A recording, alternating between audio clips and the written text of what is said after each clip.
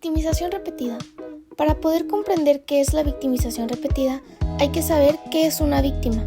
Una víctima es aquella persona, hogar o empresa que sufre las consecuencias de una conducta delictiva, por lo que la victimización repetida es cuando esa persona, hogar o empresa sufre de manera repetida las consecuencias de una conducta delictiva.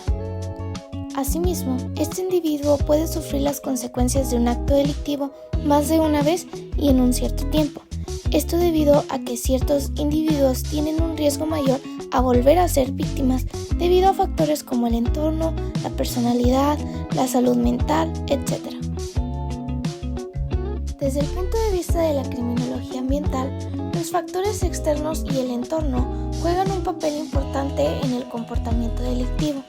Por ejemplo, la teoría de las actividades rutinarias habla sobre que un factor muy importante a la hora de cometer el delito es el espacio y el tiempo, y que el cambio en las estructuras o los patrones delictivos pueden llegar a afectar la vulnerabilidad de la persona o incluso del lugar.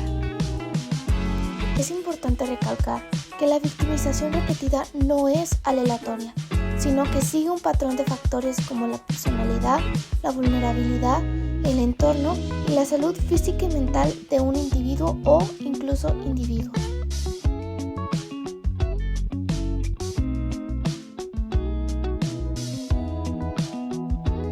La violencia intrafamiliar es una problemática mundial y sucede cuando un miembro de la familia ejerce algún tipo de maltrato sobre otro. Este tipo de violencia adopta varias formas, que son la violencia física, la violencia psicológica y la violencia sexual. Para entender la relación que tiene la violencia intrafamiliar con la teoría de la victimización repetida, es importante hablar del ciclo de la violencia. Todo tipo de violencia se ejerce en un ciclo de 4 fases. La primera fase es la acumulación de la tensión.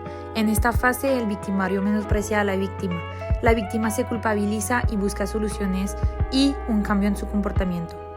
La segunda fase es la explosión violenta, donde se producen los malos tratos físicos como son los golpes, las patadas, los puñetazos y las agresiones sexuales. La tercera fase es la luna de miel, donde el maltratador intenta reconciliarse con la víctima. En esta fase, la víctima cree en el cambio de su maltratador.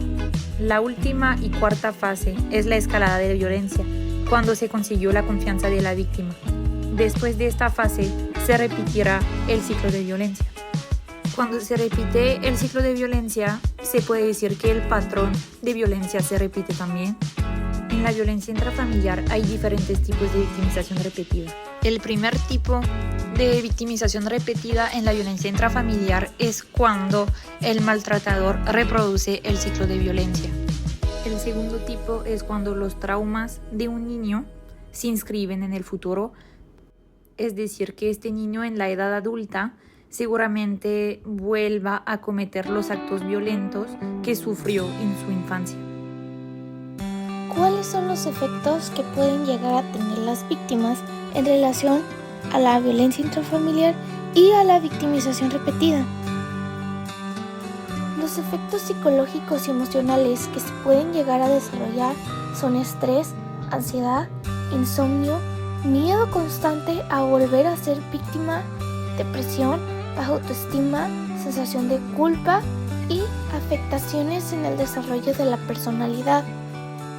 Otro efecto es la normalización de la violencia, que ocurre cuando las personas perciben las agresiones como algo habitual, algo normal incluso, lo que aumenta el riesgo a volver a ser una víctima.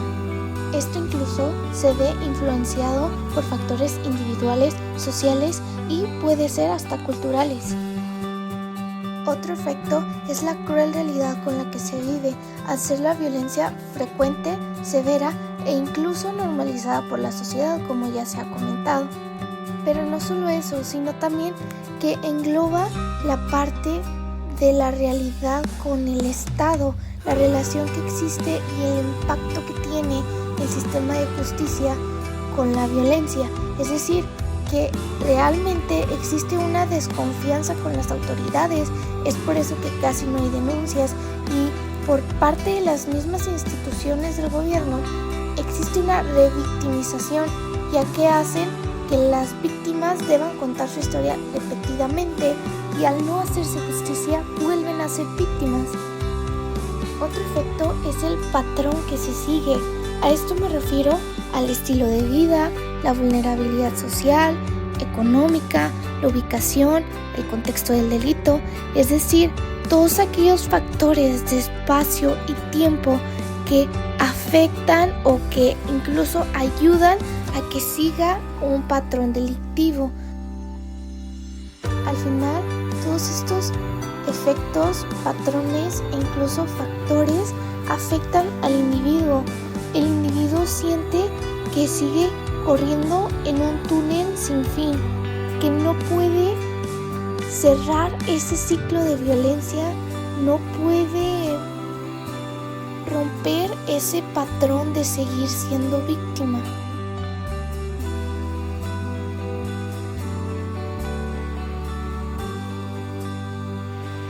Existen muchos casos que representan perfectamente la victimización repetida en la violencia intrafamiliar, como es el estudio que se realizó sobre Ayutla, Oaxaca, que revela durante un periodo de 10 años, previo a la publicación del estudio, en donde se reportaron cerca de 3.000 delitos de violencia intrafamiliar y centenares de niñas, jóvenes, violadas por parientes en el estado de Oaxaca.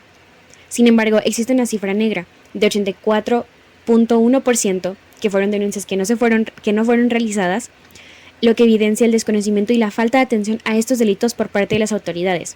Es decir, que además de sufrir violencia intrafamiliar, golpes y abusos tanto psicológicos como físicos, sufren de incesto por parte de sus familiares, como es el caso en donde se documentaron a 2 menores, una niña y un niño, que fueron atendidos desde junio de 2019 en el programa de atención integral a niños y adolescentes víctimas de abuso sexual del Hospital Psiquiátrico Infantil, por hechos posiblemente constituidos de delito de abuso sexual agravado por parentesco, lo que sugiere que las menores fueron victimizados por un familiar, lo que involucra además que si fueron violados o abusados sexualmente sufrieron violencia por el acto, un delito tras otro. Eso sin contar que existen miles de casos en donde las víctimas, siendo adolescentes, son amenazadas con fotografías o cualquier tipo de extorsión si cuentan algo. ¿Qué podemos hacer para acabar con la violencia intrafamiliar? La prevención de la violencia se puede hacer mediante diversos ejes. El primero es cuando se actúa desde la educación, es decir, a través de programas educativos en las escuelas y campañas de concientización para promover, por ejemplo, la igualdad de género y normalizar la búsqueda de ayuda en caso de ser violentado. En segundo lugar, se puede ofrecer apoyo y recursos para las víctimas, por ejemplo, gracias a refugios especializados o líneas de ayuda accesibles a cualquier hora del día y de la noche. La tercera prevención que se puede hacer es la intervención temprana mediante una capacitación de los profesionales de la salud, educadores y cuerpos de seguridad como pueden ser los policías, para que todos ellos puedan identificar los casos de violencia de forma más rápida y más efectiva. Otra solución eficiente sería el fortalecimiento de políticas y legislación a través de leyes aplicables y más estrictas para la protección a las víctimas. Por último, consideramos que la promoción de igualdad de género es fundamental en la prevención en contra de la violencia intrafamiliar, porque se busca combatir los estereotipos de género.